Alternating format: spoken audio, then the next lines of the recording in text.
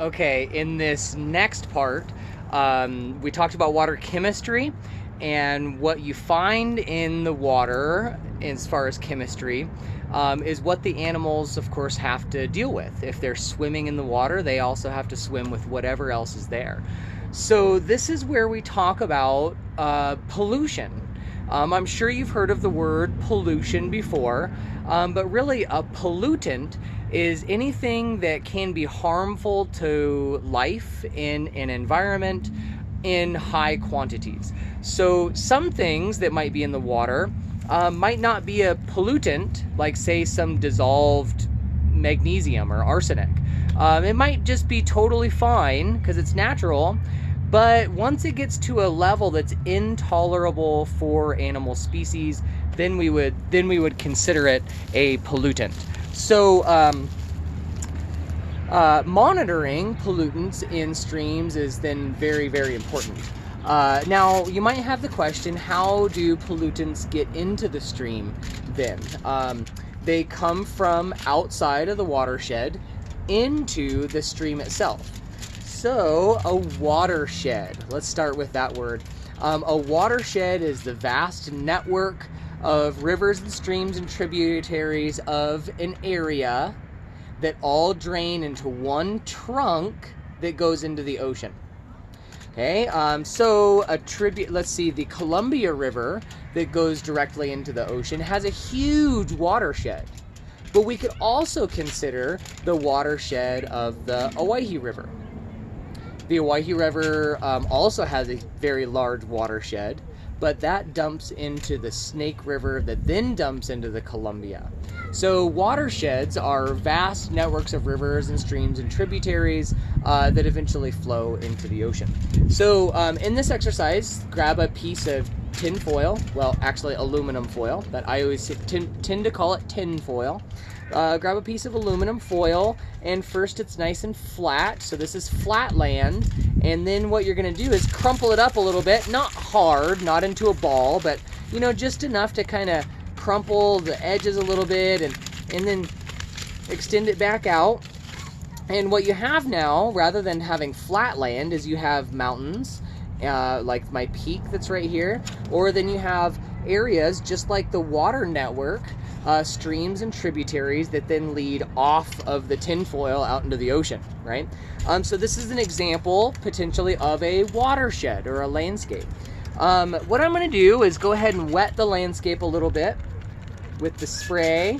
Just get it a little bit wet, okay? Just like the soil is nice and moist. And I'm going to go ahead and put some soil. You can use any spices or anything powdery that you'd like to. I'd recommend spices like paprika. It's not terribly expensive, and you're only going to use a little bit. This happens to be soil. No, actually, it's garlic salt, I think. And I'm just going to sprinkle a little bit of soil all over my landscape.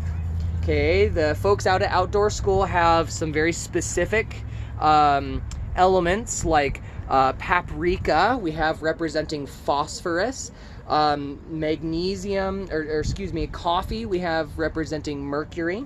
So use your pollutants, whatever spices you have. The spices don't matter too much. It's the elements that we're talking about. So there's some soil, there's some phosphorus, maybe put some mercury on there. Okay, so now I have a landscape that is littered with, oh, that's another one, is we used onion flakes to represent trash.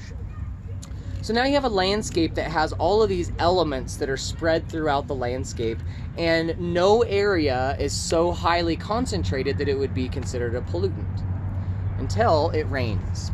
Okay, then I have blue water. You don't have to have blue water, but using our rain simulator, okay, once we add some rain, and it starts to cascade down, it goes down the slopes, it washes all off of the peak, okay, and all of the spices start to settle down into lakes.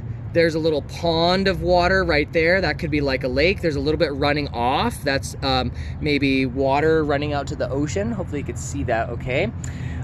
So what I did is I made a little watershed. I spread around the elements that are naturally occurring potentially, and then using the rainwater, the soil fell off of the hill into the lake, or the phosphorus that was applied to a farm field, the drainage and the runoff went into the stream. And now we have these pollutants. I'm gonna go ahead and crumple this up. Okay, make sure maybe not to drip all the spices all over myself. I'm doing this outside so I don't make a big mess of my house.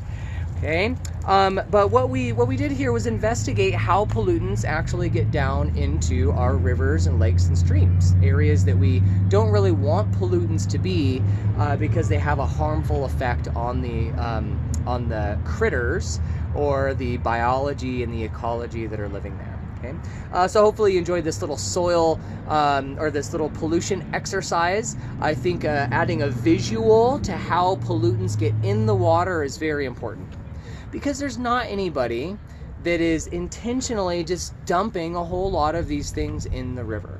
Okay, maybe very rarely there could have been one person or somebody, but today the pollutants are accidentally getting in the rivers. So what we try to do is to control how, maybe regulate either as a farmer, as a rancher, as a government agent, how these pollutants are applied to the land, or we go pick up the trash off of the land so the stuff doesn't make its way down into the watershed, into the river, and then eventually to the ocean. Okay, we'll pick up on the next exercise.